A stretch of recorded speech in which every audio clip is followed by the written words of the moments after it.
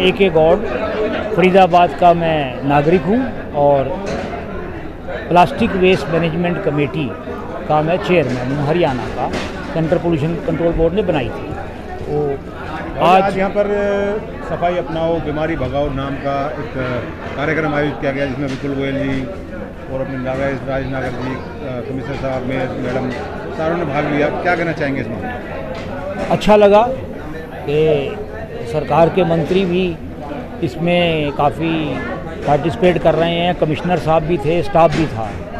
इसमें सिर्फ मेरा शक है मन के अंदर कि ये एक सिर्फ इवेंट होके ना रह जाए, इसका कोई मापदंड हो कि आज की स्थिति क्या है सफाई की शहर की, 3 महीने बाद क्या होगी, कैसे होगी, वो ज़रूरी है। ऐसा ही मैं तो रिक्वेस्ट करूँगा विपुल जी से और प्रशासन से कि ऐसा प्रोग्राम 3 महीने बाद फिर करो और पार्षद से बोलो भी पहले तुम्हारे 3 महीने पहले क्या था, अब क्या है, उसके 3 महीने बाद क्या होगा। एक ये मेन इशू है। मतलब रिपोर्ट कार्ड एक तैयार होनी चाहिए। रिपोर्ट कार्ड मतलब फैक्ट बेस्ड मैनेजमेंट, तथ्यों पे आधारित काम करें हम। सिर्फ एक मेले की तरह एक इवेंट हो गया, हा हा करती तालियां बज गई, वो ना हो। वो सिर्फ उससे कोई फ़ायदा नहीं होता, गंदगी ज़्यादा पड़ती है बल्कि। और दूसरा जो है मेरा इशू है कि जो वार्ड है, जो MCF है, उसके पास अब बहुत सारा एरिया बढ़ा दिया है सरकार ने, मैन पावर हालांकि नहीं दी है। अब 45-46 वार्ड हैं, एक वार्ड में तो सफाई कर्मचारी 100 हैं और एक में सिर्फ 8 हैं। प्रशासन इसकी तरफ भी ध्यान दे और टोटल रैशनलाइजेशन करे ताकि सारे शहर की सफाई व्यवस्था एक दिशा में चल पाए। लेकिन बाबू जी, सफाई व्यवस्था की बात करें तो फरीदाबाद के अलग अलग हिस्सों में जो है सफाई व्यवस्था पूरी तरीके से चरमराई हुई है। इसके बारे में क्या कहेंगे? चरमराई है जी, पहले सरकार की गलती कहो या क्या कहो, जो इको ग्रीन को दिया था उसमें बहुत गड़बड़ हुई, उसका कैंसिल कर दिया। लेकिन उसके बाद कोई भी वायबल एजेंसी नहीं लगा पाए डोर टू डोर कलेक्शन की। अब फरीदाबाद को हम 4 हिस्सों में बांटते हैं। एक तो सेक्टर हैं, NIT हैं, एक वो कॉलोनीज़ है जिनको इलेक्शन के समय हर पार्टी रेगुलाइज कर देती है, और एक ग्रेटर फरीदाबाद की हाई राइज बिल्डिंग है।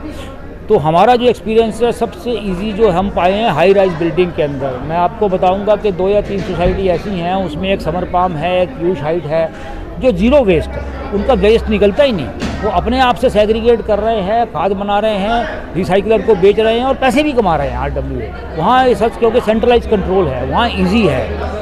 प्राइवेट वाले कर सकते हैं, तो गवर्नमेंट के जो अधिकारी हैं ये इस मामले में कहाँ फेल हो रहे हैं? फेल नहीं हो रहे यहाँ जी, वो है क्या बोलते, जो आपस में इनका ना वैसे इंटरेस्ट जो है वो क्लैश हो जाता है। जैसे कि अखबार में खबर आई थी, मेरे को तो पता नहीं, कि सफाई कर्मचारियों को ठेका देने के लिए पार्षदों में लड़ाई होगी, एक दूसरे के साथ लड़ पड़े थे।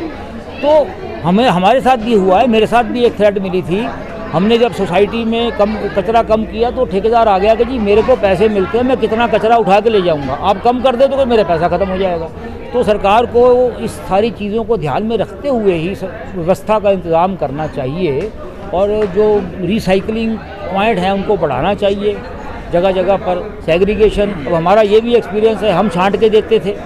मैं बात कर रहा हूँ ओमेक्स हाइट की, सेक्टर 86 की, छांट के देते थे। जो गवर्नमेंट का कॉन्ट्रैक्टर आता था क्योंकि वो इसको मिला देता था, तो मेहनत बेकार, लोग कहते क्या फ़ायदा। लेकिन एक बात बताइए, जैसे अब जहाँ जहाँ कूड़े के खत्ते बने हुए हैं वहाँ पे आवारा गाय भी जो घूम रही हैं, बैल वगैरह हैं जो वो घूम रहे हैं, जिनसे बहुत ज़्यादा जो है एक्सीडेंट होने का खतरा भी होता है, होते भी हैं, जान भी चली जाती है। सरकार ने 5 रुपये पर बोतल का भी सेस लगाया था उनकी रखरखाव के लिए, लेकिन वो कहीं लगता हुआ दिखाई नहीं दे रहा। ऐसा जी हाँ, 2023 के अंदर सरकार ने एक्साइज पॉलिसी में शराब की बोतल पे 5 रुपये सेस लगाया था और वो सेस का नाम था काऊ वेलफेयर सेस। भाई हम गौ पे करेंगे, लेकिन कुछ है नहीं। फरीदाबाद में आपको पता है एक्सीडेंट भी हो चुके हैं, एक आधी FIR भी हो चुकी है एक कर्मचारी के ऊपर, और वो पॉलीथीन खा रही हैं, गंदगी खा रही हैं। अब आपने पढ़ा होगा अखबार में, दिल्ली के अंदर गाय मरी, उसको काट के पेट से, उसके पेट से 24-25 किलो पॉलीथीन निकला था सर। तो ये चीज़ें तो हो रही हैं। अगर वो सेस जो है, फरीदाबाद में दारू की खपत गुड़गांव और फरीदाबाद मिलाकर के 40% है। अगर जितना सरकार पैसा इकट्ठा करती है उसका आधा भी अगर यहाँ हमारे को मिल जाए वापस गौशाला के रूप में, इनके रूप में, तो काफ़ी समस्या हल है। क्यों नहीं मिल पा रहा हो, क्यों नहीं लग पा रहा? क्योंकि ट्रांसपेरेंट नहीं है, हमें पता ही नहीं है, लोगों को पता नहीं है कि सेस हमारा कट रहा है और कहाँ आ रहा है, और हमें बताया भी नहीं जाता। सरकार की तरफ से पारदर्शिता नहीं है कि हमें फरीदाबाद में गौशाला के लिए कितना चंदा मिला है, ये नहीं पता, किसी को भी नहीं पता, छुपा दिया जाता है। चाहे उसमें आप करप्शन कह लो, चाहे कुछ कह लो, चाहे मतलब कुछ भी कह लो, वो पता नहीं होता, आम जनता को पता नहीं है। पता लगेगा तो जनता सवाल पूछेगी कि क्या हो रहा है, क्यों नहीं हो रहा, नहीं पता। आप बताओ, आपके दर्शकों से पूछता हूँ कितनों को पता है कि 5 रुपये जो तुम दारू पीते हो उसके 5 रुपये गौ रक्षा के लिए जाते हैं, नहीं पता। तो ये सारी चीज़ें हैं, बताते नहीं हैं। तो कहाँ नीयत की कमी रह रही है या कार्यशैली की कमी रह रही है? जी दोनों ही कमी है। नीयत में क्या है कि कार्यशैली का ये है कि सरकार आगे कॉन्ट्रैक्ट दे देती है गौशाला का प्राइवेट को, चाहे वो ये हो, चाहे वो कुत्तों का भी एक बारी चला था, कुत्तों को स्टेरिलाइजेशन करने का, उसमें एक वो एनजीओ को दे दिया, बाद में वो एनजीओ फ्रॉड निकली, आपको पता होगा, डिटेल में नाम लेने की ज़रूरत नहीं है। तो इसी तरह गौशाला का भी कर रही है, उसके ऊपर प्रॉपर सुपरविजन नहीं है, चाहे वो अब कार्यशाला की गलती है या करप्शन बीच में इन्वॉल्व है, कौन इन्वॉल्व है, ऊपर वाले नीचे वाले।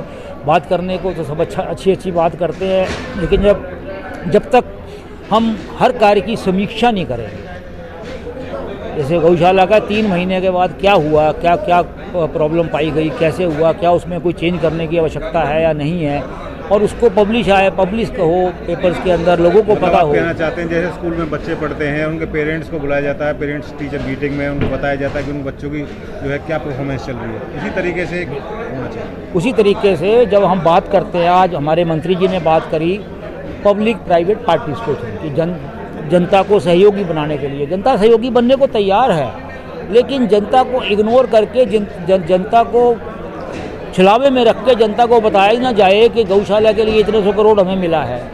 जनता को बताया ही ना जाए कि हमारे एक वार्ड में 8 आदमी हैं, एक में 100 हैं, तो जनता को एक में 100 हैं, तो जनता को बताया ही ना जाए कि जो हम सेपरेट करने वाले, जो कूड़ा सेपरेट करते हैं, हमारे कुछ ठेकेदार मिला देते हैं, उनको कुछ नहीं करते। तो ये सारी चीज़ें हैं जिसमें कि मॉनिटरिंग जिसे बोलते हैं ना। और अब हमारे इलेक्शन भी हो चुके हैं, हमारे पास वार्ड है, क्यों नहीं है उन वार्ड में एक इंटर वार्ड कंपटीशन करा देते सफाई का, काउंसलर को जिम्मेवारी देते भी हमारा 6 महीने बाद एक कंपटीशन होगा, जो वार्ड सबसे बढ़िया उसको हम प्रोत्साहित करेंगे, उसको हम सम्मानित करेंगे।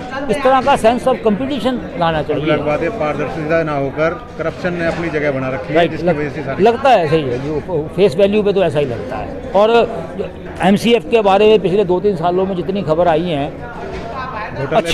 अच्छी कमाइयाँ खराब ज़्यादा आई हैं, घोटाले आए। देखो 2014 में हमारी केंद्र में सरकार आई, प्रदेश में सरकार आई, हमारे माननीय प्रधानमंत्री जी ने एक अभियान चलाया स्वच्छता का, उसी के तहत आज 11 साल के करीब हो गए हैं। और किस तरह से आप देख सकते हैं जो बदलाव पूरे भारत में आया, तो उसका असर हमारे फरीदाबाद में भी पड़ा है। आज जो हमारे डंपिंग स्टेशन जगह जगह बनाए जा रहे हैं, अब जो कूड़ा पहले सड़कों पे डाल दिया जाता था, उनको लिमिटेड जो जहाँ ये स्टेशन है वहाँ पर डाला जाता है। और रही बात हमारे फरीदाबाद, ग्रेटर फरीदाबाद की, वहाँ भी कई हमारे नए डंपिंग स्टेशन बनाए जा रहे हैं, जिससे कि कूड़ा वहाँ पर डाला जाए और प्रोसेस होकर उसको साथ के साथ ही उसको दूसरे उसमें बदल दिया जाए। मंत्री जी, आपने कहा था कि जो भी डिपो धारक है, वहाँ पर डिपो होल्डर्स है, वहाँ पर CCTV कैमरा लगाए जाएंगे, लेकिन अभी तक पूरी तरह से इम्प्लीमेंट नहीं। टेंडर प्रोसेस में है, टेंडर में समय लगता है, आपको पता है, और जल्दी टेंडर हो जाएंगे और सभी डिपो होल्डर्स, डिपो की दुकानों पर कैमरे लगाएंगे।